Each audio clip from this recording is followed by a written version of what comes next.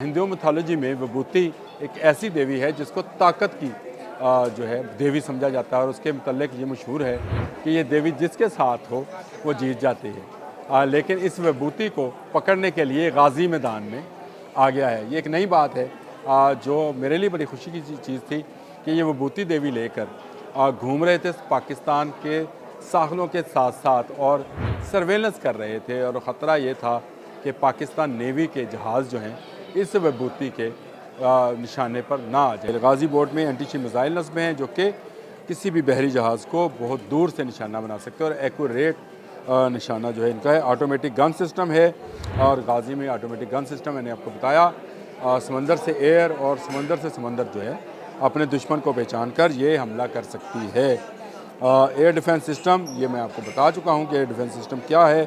Torpedo launchers हैं, यानी torpedo वो बम्स हैं जो पनडुब्बियों को आबदोज़ जिनको बोला जाता है उनको सबमरीन्स भी कहते हैं अंग्रेज़ी में, चले वो भी बता देता हूँ। सबमरीन्स को जो है ढूंढ कर निशाना बना सकते हैं टारपीडो सिस्टम। बिस्मिल्लाहिर्रहमानिर्रहीम। आमिर जहान बोलते कालम के साथ और विभूति देवी का आपको पता है?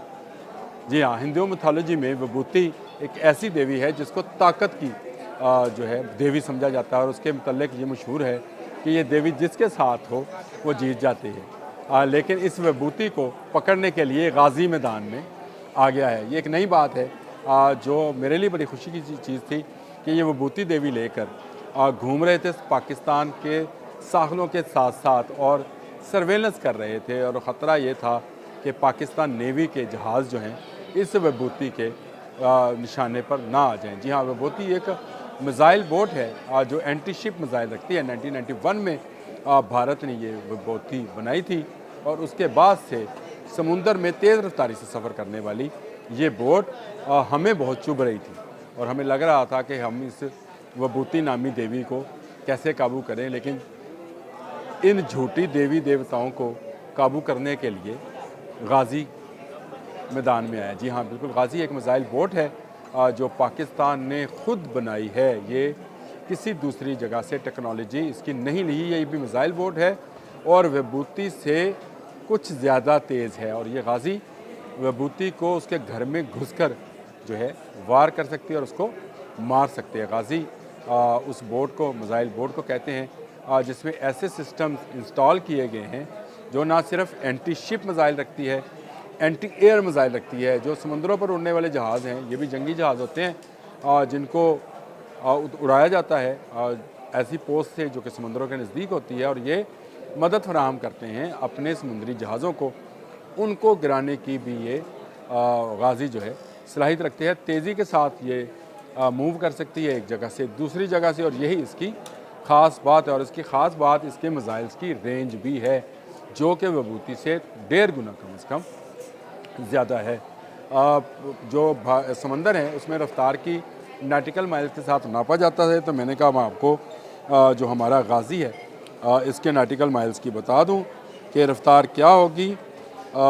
ये जी हाँ, ये 45 से 50 डिग्री जो है नॉटिकल माइल के हिसाब से ये गाजी सफ़र कर सकती है और इसमें ऑटोमेशन गन्स हैं जो कि खुदकार तरीके से दुश्मन के जहाज़ को पहचान कर उस पर फायर कर सकती हैं। ना सिर्फ समुंदर से समुंदर में बल्कि समंदर से फ़ज़ा में भी फायर कर सकती हैं और ये बड़ी अहम एक इजाद है और इसके अंदर वो सिस्टम भी नस्ब है जिससे पता चलाया जा सकता है कि दुश्मन की जो आबदोज़ है क्या वो हमारे साहलों के अंदर तो दाखिल नहीं होगी। आबदोज़ छुप कर आती है लेकिन ये छोटी सी बोट जो कि मिसाइल बोट है ये उसका भी पता चला देगी। इसमें ऐसे रडार नस्ब हैं बहुत दूर तक ये मार करती है और ये मैं ये समझता हूँ कि भारतीय जो 35 से 45 नॉटिकल माइल के हिसाब से चलने वाली मिसाइल बोट है उससे ज़्यादा रफ्तार की ये मिसाइल बोट है और ये उसका जवाब है जो उन्होंने अपने तौर पर उन्होंने इख्तियार की थी। लेकिन उससे बेहतर जो है पाकिस्तान के साहलों की हिफाजत करने वाले पाकिस्तान बहरिया के साइंटिस्ट ने और उनके अमले ने मिलकर पाकिस्तान कराची नॉट पर हाँ जी, 65 से 74 किलोमीटर फ़ी घंटा अगर ज़मीन के हिसाब से इसको नापें, ये 35 से 74 है। और cruel glass fast attack craft, ये इसके मतलब जो मैंने अभी रिसर्च निकाली तो ये निकला।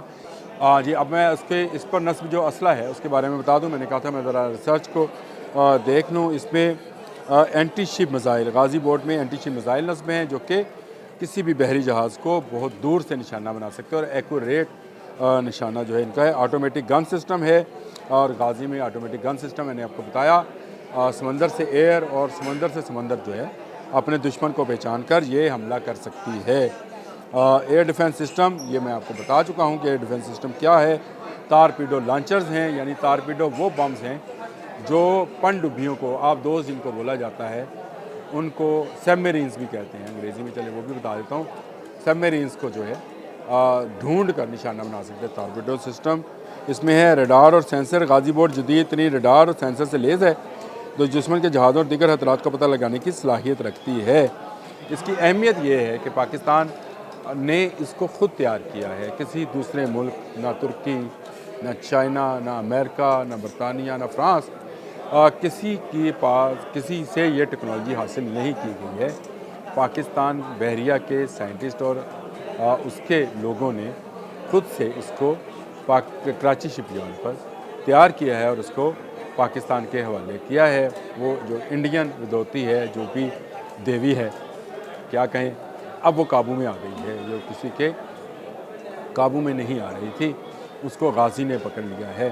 और गाज़ी का मतलब आप भी समझते हैं, जंग में फ़तह याब रहने वाली।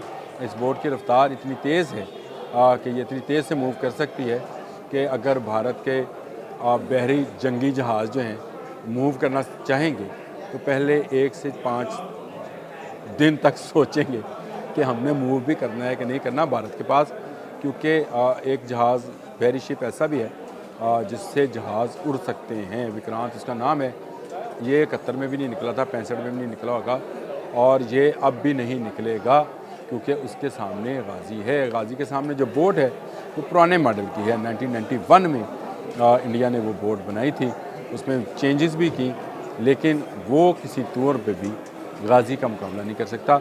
जो पाकिस्तान और इंडिया का समंदर है इस वक्त, वहाँ पर गाज़ी की धाक बैठी हुई है और अल्लाह करे ये धाक कभी ख़त्म ना हो। जब भी हमारा दुश्मन से मुकाबला हुआ, हमारा गाज़ी इंडियन देवी को नाको चने चबवा देगा। आज के लिए इतना ही। अल्लाह हाफ़िज़।